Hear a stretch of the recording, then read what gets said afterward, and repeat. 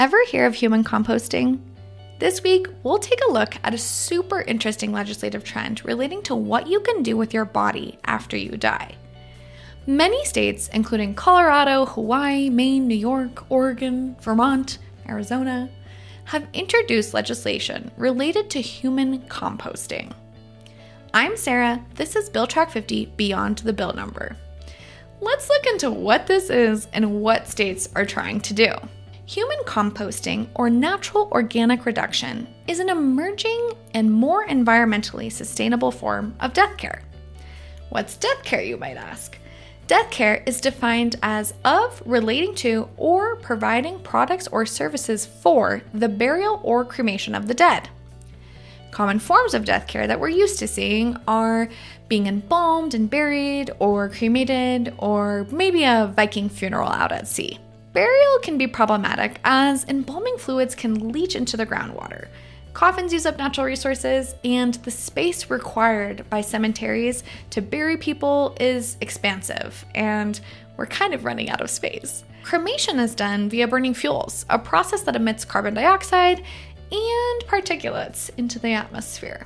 Around the world, there's a desire for more eco-friendly alternative burial options that also help with our growing population. Cue natural organic reduction, or human composting. Natural organic reduction is a more sustainable method of disposing of your body after you pass on.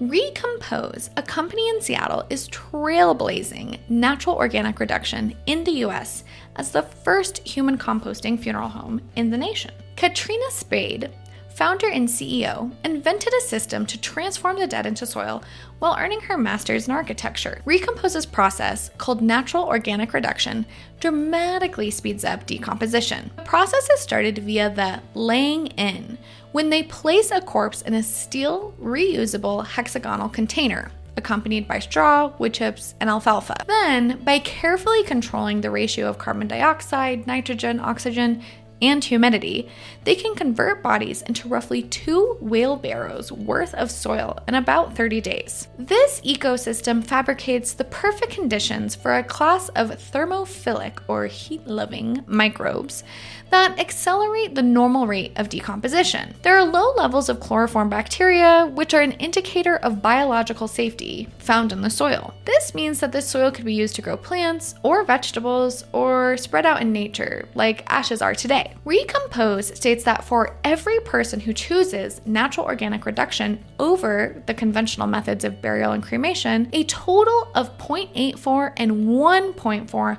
metric tons of carbon dioxide is prevented from entering or is removed from the atmosphere. This method also uses about 1/8 of the energy of conventional burial or cremation. So what are states looking at with this? Let's talk about some proposed legislation. Human composting and natural organic reduction have been a popular-ish topic over the years for states ranging from Hawaii to Washington to Colorado to New York. As of this video, 68 bills have been introduced related to human composting, with 10 being signed into law and another 2 passed this year. In 2019, Washington became the first state in the US to legalize natural organic reduction.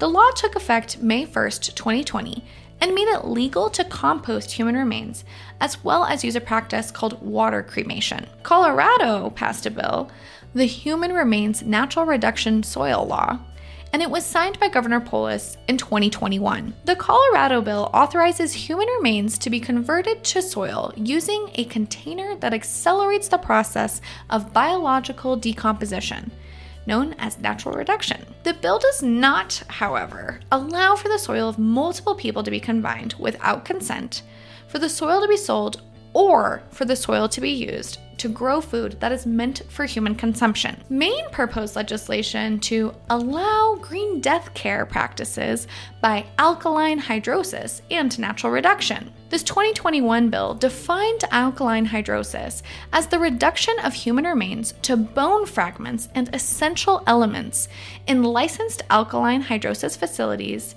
using heat, pressure, water, and base chemical agents. When looking for bills that specifically reference alkaline hydrosis, we've seen that there's been 103 proposed since 2021. Maine's first bill failed, but they tried again and passed one this year. Their 2024 bill allows for the treatment of human remains by natural organic reduction as an alternative to burial in a casket or cremation. Oregon had a 2021 bill that allowed for bodies to be disposed of by alternative processes, including natural organic reduction. It also clarified rules surrounding alkaline hydrosis, known as aqua cremation, and extends other funeral industry privileges and responsibilities to include natural organic reduction. This year, Arizona passed a bill defining and outlining alkaline hydrosis and regulations as it relates to alkaline hydrosis containers, facilities, operators, and vessels. The bill also discusses cremation, including procedures, definitions, and involved personnel like cremationists. A few other states, California, Delaware, Hawaii, Minnesota, Vermont, have all proposed legislation, but no luck in passing bills just yet. This form of death care is particularly intriguing to me. I've never liked the idea of being buried, and I wasn't aware that cremation was not as eco-friendly, but I also didn't really like that either. It's exciting to think that there's a new, more sustainable way of disposing of our bodies after we leave to leave room for growth and beauty. I really like the idea of becoming a huge pine tree. Thank you for watching or listening. And remember that Bill Track 50 Beyond the Bill Number is available as a podcast on Apple, Spotify, YouTube, or wherever else you get your podcast, as well as available for video on Substack, TikTok, and YouTube.